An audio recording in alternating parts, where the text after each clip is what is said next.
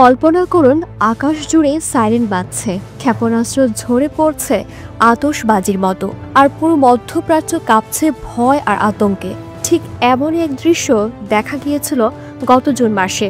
Israel ও ইরানের মধ্যে টানা 12 দিনের যুদ্ধ যেন আগুনের ঝড় বইয়ে দিয়েছিল পুরো অঞ্চলে। কিন্তু মজার বিষয় হলো, এই যুদ্ধের সময় ইরানের বিমান বাহিনী প্রায় নীরব ছিল। কেন? কারণ তাদের হাতে থাকা যুদ্ধ বিমানগুলো পুরনো, তৃতীয় প্রজন্মের প্রযুক্তি। অন্যদিকে ইসরায়েল ব্যবহার করেছে আধুনিক F-35 এর মতো অত্যাধুনিক ফাইটার জেট। এই অসম লড়াইয়ে আকাশে কার্যত কিছুই করতে পারেনি ইরান। এই কারণে ইরান বাধ্য হয়েছে বড় এক পদক্ষেপ নিতে। তারা চীনের সাথে করেছে $4 বিলিয়ন এক বিশাল চুক্তি, পরিকল্পনা শতাধিক নতুন যুদ্ধ বিমান কেনা। চীনের জ্যাংডু J-10C, যেটাকে বলা হয় 4.5 প্রজন্মের ভিক্রাস ড্রাগন, এর সাথে থাকছে আধুনিক রাডার, দূরপাল্লার ক্ষেপণাস্ত্র ও স্টেলথ প্রযুক্তি। কিন্তু প্রশ্ন থেকেই যায়, চীন কি সত্যি ইরানকে এই বিমানের পূর্ণ সহায়তা দেবে?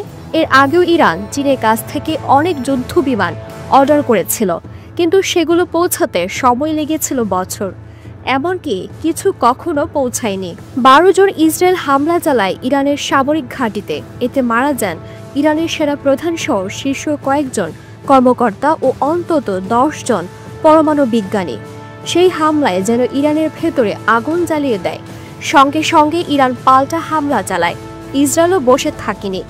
যুক্তরাষ্ট্রের সাহায্যে তারা বাংকার বিধ্বংসী বোমা দিয়ে ইরানের পারমাণবিক স্থাপনাগুলোতে তীব্র আঘাত হানে। টানা 12 দিনের এই পাল্টাপাল্টি হামলায় পুরো মধ্যপ্রাচ্য এক আতঙ্কের মধ্যে ডুবে যায়। অবশেষে মার্কিন প্রেসিডেন্ট ডোনাল্ড ট্রাম্পের মধ্যস্থতায় আসে যুদ্ধবিরতি। 24 জুন থেকে কার্যকর হয় সেই সিদ্ধান্ত। তবে বিশ্লেষকদের মতে এটি কেবল সাময়িক বিরতি।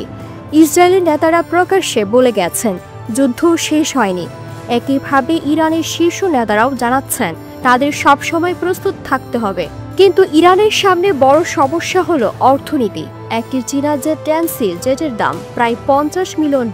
এত বড় বহর গড়ে তোলা অর্থনৈতিক সংকটে জর্জরিত ইরানের পক্ষে কঠিন। এমনকি শোনা যাচ্ছে ইরান হয়তো চীনকে তেলের বিনিময়ে যুদ্ধ বিমানের দাম পরিশোধের প্রস্তাব দেবে। কিন্তু সেটি চীনের প্রতিরক্ষা শিল্প মেনে নেবে কিনা, সেটাই এখন প্রশ্ন। একদিকে দুর্বল বিমান বাহিনী, অন্যদিকে শত্রুপক্ষের আধুনিক প্রযুক্তি। এর মাঝে ইরান চাইছে নতুন করে দাঁড়াতে। তবে সেই পথে বাধা প্রচুর: অর্থনীতি, কূটনীতি ও বিশ্বাসযোগ্যতা। মধ্যপ্রাচ্যের আকাশ তাই এখনও অশান্ত। যে কোনো মুহূর্তে ঝড় তুলতে পারে আরেকটি যুদ্ধ। দিলুর বাতন্নি, ভোরের আকাশ।